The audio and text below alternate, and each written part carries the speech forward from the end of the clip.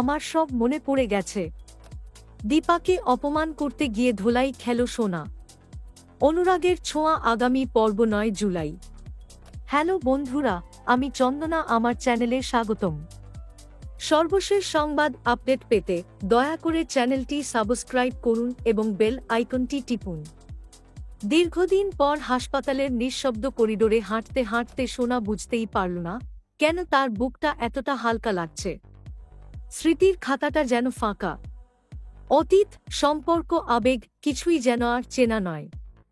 চোখ বন্ধ করলেই শুধু একটা ঝাপসা মুখ ভেসে ওঠে, দীপা। কিন্তু কে এই দীপা? অন্যদিকে দীপা আজও সেই দিনের অপমান ভুলে যেতে পারেনি। সোনা, যাকে একসময় নিজের বোনের মতো জানত, সেই সোনাই প্রকাশ্য সভায় দীপাকে অপমান করেছিল। তুমি তো ডাক্তার হয়েও কিছুই পারো না।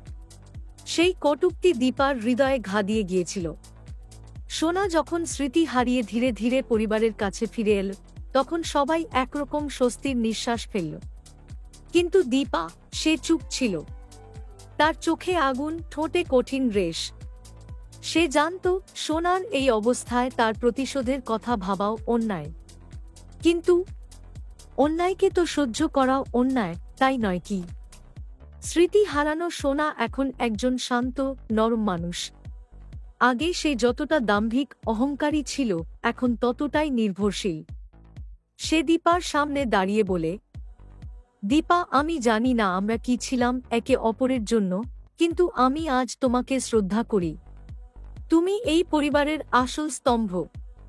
এই কথা শুনে দীপা স্তব্ধ হয়ে যায়।